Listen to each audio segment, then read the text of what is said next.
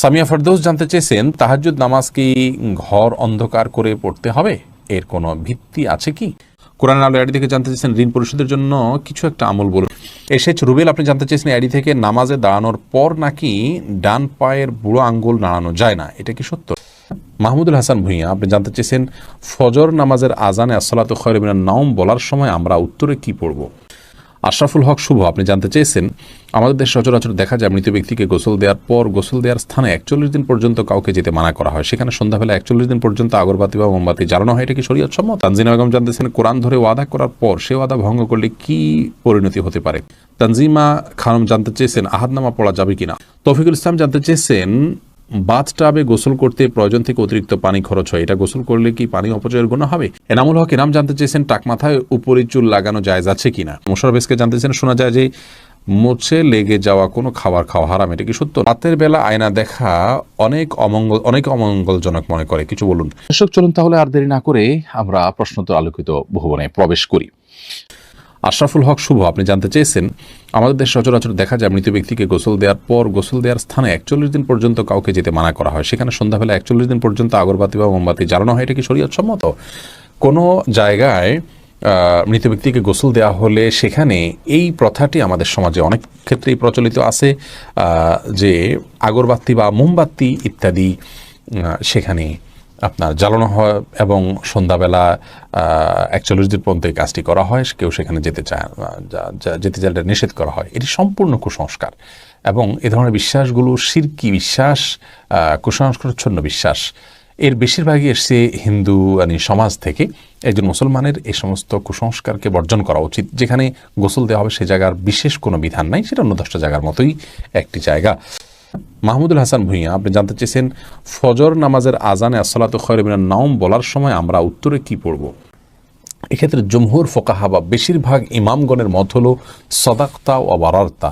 আসসালাতু খায়রুম মিনান নাওম মানে হলো সলাত বা নামাজ, এটা ঘুম থেকে উত্তম। এটি যখন মুয়াজ্জিন বলবেন তখন তাকে বলতে হয় সদাকতা অবারার্তা, অর্থাৎ হে মুয়াজ্জিন তুমি সত্য বলেছ এবং ভালো বলেছ, ভালো কাজ করেছ। এই কথা বেশিরভাগ ফোকাহ একরাম বা জমহুর ফোকাহ একরাম বলতে বলেছেন মুয়াজ্জিনের জবাবে, এবং একটি রেওয়ায়তে এটি এসছে, যদিও রেওয়ায়তটা সনদকে অনেক মুহাদ্দিসগণ যঈফ বলেছেন। আর এই কারণে অন্য একদল উলামা একরাম বলেন যে আসসালাতু খায়রুম মিনান নাওম যখন বলবো আমরা, মুয়াজ্জিন যখন আসসালাতু খায়রুম মিনান নাওম বলবে আমরাও আসসালাতু খায়রুম মিনান নাওম বলবো। এর কারণ হলো যে আসসালাতু খায়রুম মিনান নাওম এই বাক্যটি মুয়াজ্জিনের বাক্য, আর এক্ষেত্রে নবী আলাইহিস সালামের সাধারণ যে নির্দেশনা বুখারী মুসলিমে আসছে যে ফাকুলু মিসলা মা ইয়াকুল ইযা সামি'তুমুন নিদা, যখন তোমরা মুয়াজ্জিনের আযান শুনবে ফাকুলু মিসলা মা ইয়াকুল মুয়াজ্জিন, তখন মুয়াজ্জিন যা বলবে হুবহু তোমরা তা বলো। শুধুমাত্র হাইয়া আলাস সালাহ হাইয়া আল ফালাহর মধ্যে নবী আলাইহিস সালাম ওই হাদিসে লা হাওলা ওয়া কুওয়াতা ইল্লা বিল্লাহ বলতে বলেছেন। অতএব দুইটা বাদে বাকি সবগুলোতেই ওই হাদিসের সাধারণ যে নির্দেশনা সেটা অনুযায়ী আসসালাতু খায়রুম মিনান নাওম শুনলে আসসালাতু খায়রুম মিনান নাওম অর্থাৎ হুবহু এটা অনুকরণ করার নির্দেশনা দিয়ে থাকেন। এসেছ রুবেল, আপনি জানতে চেয়েছেন আইডি থেকে, নামাজে দাঁড়ানোর পর নাকি ডান পায়ের বুড়ো আঙ্গুল নাড়ানো যায় না, এটা কি সত্য? না, এরকম কোনো কথা আমাদের জানা নেই, প্রয়োজন হলে নাড়ানো যেতে পারে। তানজিমা বেগম জানতেছেন, কোরআন ধরে ওয়াদা করার পর সে ওয়াদা ভঙ্গ করলে কি পরিণতি হতে পারে? কোরআন ধরে ওয়াদা করা এটা ওয়াদা করার পদ্ধতি নয়, ওয়াদা এমনিই হবে। আল্লাহর নামে শপথ করতে চাইলে মুখে বলবেন আল্লাহর নামে আমি শপথ করছি, এটা হলো শপথের সঠিক পদ্ধতি। তানজিমা খানম জানতে চেয়েছেন, আহাদনামা পড়া যাবে কিনা? আহাদনামা নামে যেটি প্রচলিত আছে আমাদের বিভিন্ন ওজিফার বই গ্রন্থগুলোতে, বইতে আমরা পাই, এই আহাদনামা পড়ার কোনো নির্দেশনা কোরআন সুন্নাহ আমাদেরকে দেয়নি। আমাদেরকে ইবাদত বন্দি করতে হবে সুন্নাহ অনুসারে, নবী আলাইহিস সালামের বাতানো পদ্ধতি অনুসারে। আল্লাহ তাআলা তাকে মডেল দিয়েছেন, তাকে ফলো করতে হবে। এর বাইরে মন গড়া কোনো কিছুকে ইবাদত হিসাবে আমাদের করা উচিত নয়। তৌফিকুল ইসলাম জানতে চেয়েছেন, বাথটাবে গোসল করতে প্রয়োজন থেকে অতিরিক্ত পানি খরচ হয়, এটা গোসল করলে কি পানি অপচয়ের গুনাহ হবে? অপচয়ের বিষয়টি আসলে ভ্যারি করে ব্যক্তির বা কোনো সমাজের লাইফস্টাইলের উপরে। আমরা আজকাল গোসলে যে পানিটা ব্যবহার করি, এমনিতে আপনার টেপে যে গোসল করি অথবা শাওয়ারে যে গোসল করি, সেটাও কিন্তু নবী রাসূলুল্লাহ সাল্লাল্লাহু আলাইহি ওয়াসাল্লাম বা সাহাবা ইকরাম যে গোসলে পানি ব্যবহার করতেন তার তুলনায় বহুগুণ বেশি। সেদিক থেকে তাকালে এটাকে অপচয় বলতে হয়।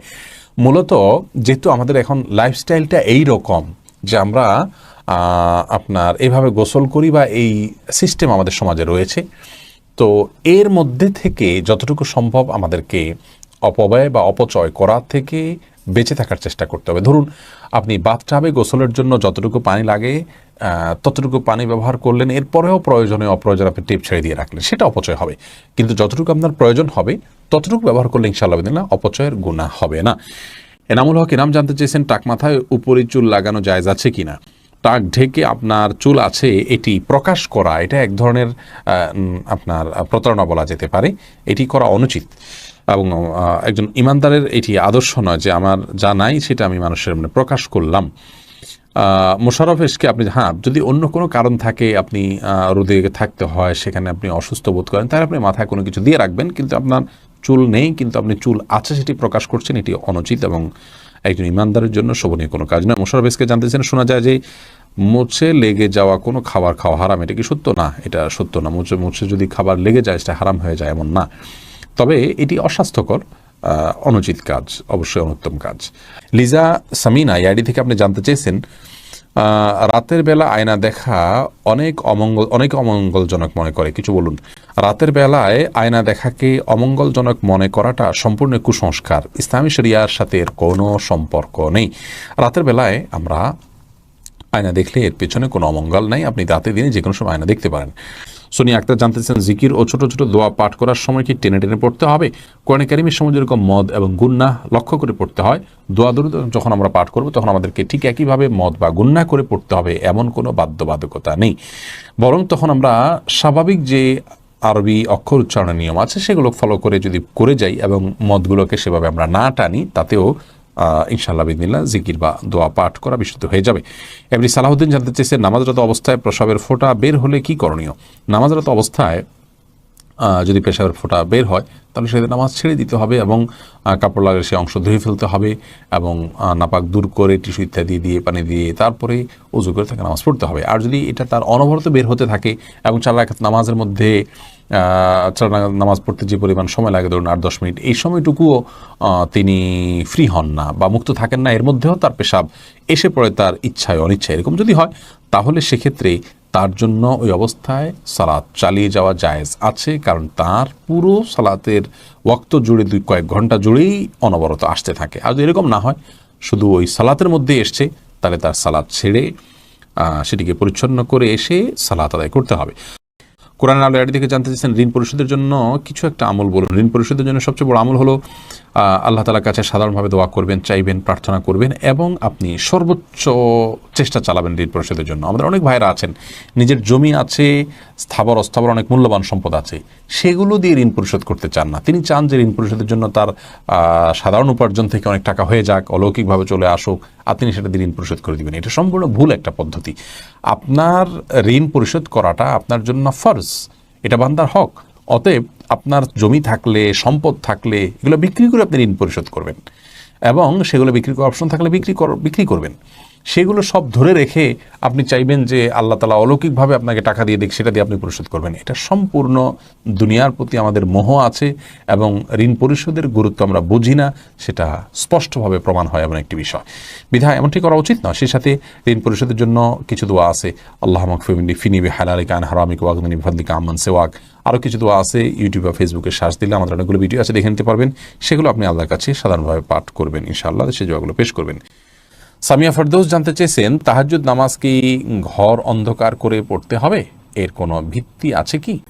তাহাজ্জুদের নামাজ এটা আমরা ঘর অন্ধকার করে লাইট বন্ধ করে পড়তে হবে, এর কোনো ভিত্তি নেই।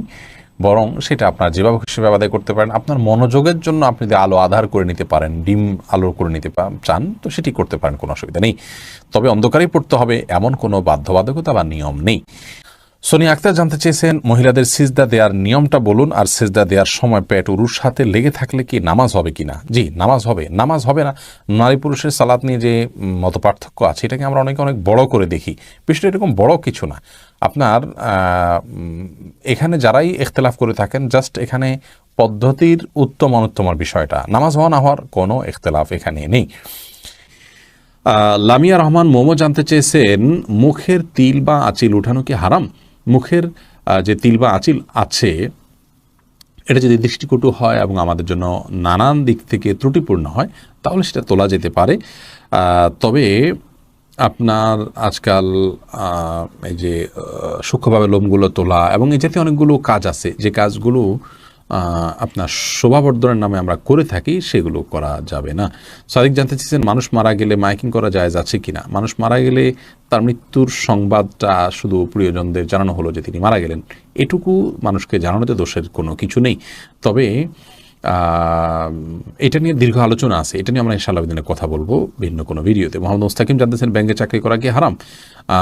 ব্যাংক যদি সুদী হয় তাহলে সেখানে সুদের সাথে সরাসরি সম্পর্ক থাকলে সে চাকরি করা তো অবশ্যই হারাম হবে। খন্দকার ফয়সাল ইসলাম লিমন জানতে চেয়েছেন, গর্ভবতী মেয়েরা যদি ব্যাক পেইনের কারণে বসে নামাজ আদায় করেন তাহলে কি সঠিক হবে? জি, তারা যদি স্বাভাবিক নামাজ পড়তে গেলে ব্যাক পেইন হয় তাহলে সেটা এবং সেটা অসহনীয় হয়, কষ্টকর হয়, তো রিস্কি হয়, তার জন্য পড়ে যাওয়ার আশঙ্কা থাকে, তাহলে তিনি ইনশাআল্লাহ বসে সালাত আদায় করতে পারবেন। যদি দাঁড়াতে পারেন তাহলে দাঁড়ানোর অংশটুকু দাঁড়ায় সালাত আদায় করবেন, এরপর রুকু সিজদা করাটা তার জন্য কষ্টকর হলে পরে বাকি অংশটা চেয়ারে বসে সালাত আদায় করবেন। আর যদি এটুকুও কষ্টকর হয় তাহলে পুরোটুকুই বসে সালাত আদায় করতে পারেন। আয়েশা সিদ্দিকা জানতেছেন, ফেসবুকে মৃত ব্যক্তির ছবি দেয়া বারবার কতটুকু শরীয়ত সম্মত? বিনা প্রয়োজনে এটা না করাই উচিত, তবে এটাকে হারাম আমরা বলতে পারবো না সরাসরি। রাকিব হাসান জানতেছেন, অসুস্থতার কারণে কেউ অযাচিত লোম 40 দিনের মধ্যে পরিষ্কার করতে অক্ষম হলে কি নামাজ আদায় হবে? অসুস্থতার কারণে বা কোনো ওজোর কারণে যদি হয়ে থাকে আদায় হয়ে যাবে ইনশাআল্লাহ বিদিনিল্লাহ। আসমাউল হোসনা ফেনু জানতে চেয়েছেন, পিরিয়ড অবস্থায় মৃত ব্যক্তির কাছে যাওয়া যাবে কিনা? যাওয়া যাবে, এতে কোনো অসুবিধা নেই। কাকুলি শেখ জানতেছেন, সাহসিদ্দাতে কি সেজদার তাসবিহ পড়বো? জি, অবশ্যই আপনি সেজদার তাসবিহ পড়বেন। রোশনার খাতুন জানতে চেয়েছেন, মৃত ব্যক্তির জন্য হাফেজ ডেকে কোরআন খতম মিলাদ দিলে মৃত ব্যক্তির কোনো লাভ হবে? মৃত ব্যক্তির জন্য হাফেজ ডেকে কোরআন খতম পড়া, মিলাদ পড়া কোনো শিক্ষা ইসলাম দেয়নি। এটি সম্পূর্ণ আমাদের দেশীয় সংস্কৃতি বা আঞ্চলিক সংস্কৃতি বা আমাদের বানানো সংস্কৃতি। মৃত ব্যক্তি নিজে তেলাওয়াত করলে তার সব তিনি পাবেন, আমরা তেলাওয়াত করলে তার তেলাওয়াত করে তার সব তার জন্য পৌঁছাতে চাইলে সেটি আমার মতো জায়েজ আছে। কিন্তু হাফেজ বা হুজুরদেরকে ডেকে এনে তেলাওয়াত করানো এবং তার জন্য পেমেন্ট করা, যেটা আমাদের দেশে প্রচলিত আছে, এটি ইসলাম শরীয়তের দৃষ্টিকোণ থেকে জায়েজ কাজ নয়। যেটি করছেন এবং যিনি করাচ্ছেন সবাই গুনাহগার হবেন। এরপরে রাশেদ আপনি জানতে চেয়েছেন, অবাধ্য সন্তানকে বাধ্য করার কোনো উপায় আছে কি? অবাধ্য সন্তানকে বাধ্য করার জন্য ছোটবেলা থেকেই তার সাথে সেভাবে ইসলামিক যে আপনার ইসলামের যে নির্দেশনা আছে একজন প্যারেন্টসের জন্য প্যারেন্টিংয়ের বিষয়ে, সেগুলোকে লক্ষ্য করা উচিত। তাকে সালাতের নির্দেশ দেওয়া, নিজের সালাতে অভ্যস্ত করা, ভালো পরিবেশ দেওয়া, এগুলো না করে এরপরে বড় হওয়ার পরে অলৌকিক কোনো পদ্ধতিতে তাকে আপনি বাধ্য করে ফেলবেন, এরকম কোনো সুযোগ নেই। তারপরেও আপনি তাকে সৎসঙ্গ দিলেন, নেককারদের সোহবতে নিলেন এবং তার জন্য আল্লাহর কাছে মনে প্রাণে দোয়া করলেন, আবার দোয়া সন্তানের জন্য কবুল হয়। এইরকম বিভিন্ন উদ্যোগের মাধ্যমে আপনি তাকে সৎপথে আনতে পারেন, বাধ্য করতে পারেন। তানি ইসলাম জানতে চেয়েছেন, টয়লেটে যাওয়ার সময় মাথায় ঘোমটা দেওয়া কি আবশ্যক? এটা উত্তম এবং ভালো। অনেক ওলামায়ে কেরাম উন্মুক্ত মাথায় যাওয়াটাকে মাকরুহ বলেছেন।